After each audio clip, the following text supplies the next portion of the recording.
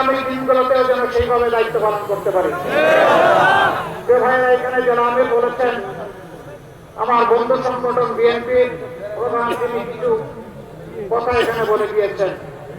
আমি আপনাদেরকে সুসংবাদ দিচ্ছি, আজন্ম আমি আল্লাহর কাছে ক্ষমা চাই, আর আজন্ম যারা আমাকে কষ্ট দেয় আমি তাদেরকে মাফ করে দিই।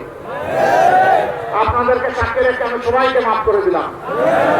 যারাই আমার চরিত্রের উপর আঘাত এনেছেন আল্লাহ তাআলা তাদেরকে ক্ষমা করে দিন।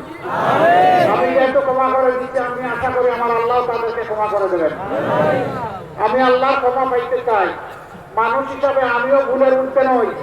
আমি ভুল করলে আমি যেমন প্রত্যাশা করি যে আমার একজন ভাই কিংবা বোন আমাকে ক্ষমা করবে, স্বাভাবিকভাবে আমারও দায়িত্ব হয়ে যায় আমার প্রতি কেউ অবিচার করলে তাকেও ক্ষমা করে দেওয়া।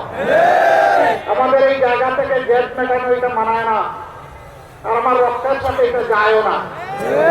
আপনারা দেখেছেন 24 বিপ্লবের পর 5 তারিখ রাত সর্বপ্রথম আল্লাহর মেহেরবানি আমার মুখ থেকেই বের হয়ে এসেছিল যে আমাদের উপর যারা অতীতে জুলুম করেছে দল হিসাবে আমরা কারো উপর থেকে প্রতিশোধ নেব না।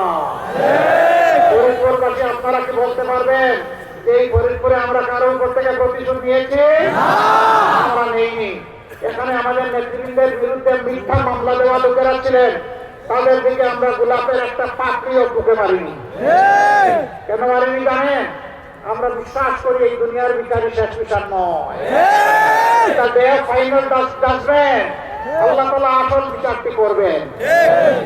হ্যাঁ, একথাও বলেছিলাম যে ক্ষতিগ্রস্ত ব্যক্তি এবং পরিবার তারা যদি অধিকারকে আইনের আশ্রয় নেয় আমরা তাদেরকে সর্বাত্মক সহযোগিতা দেব।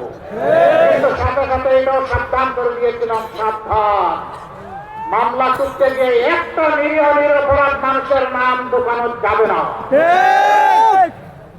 আমরা আমাদের কথাই জাতির সাথে রেখেছি। শুধু তাই না, 6 তারিখ থেকে শুরু করে একটানা 20 তারিখ পর্যন্ত 15 দিন সারা বাংলাদেশে মসজিদ, মঠ, চার্চ এবং মন্দির আমাদের লক্ষ লক্ষ কর্মী পাহারা দিয়েছে।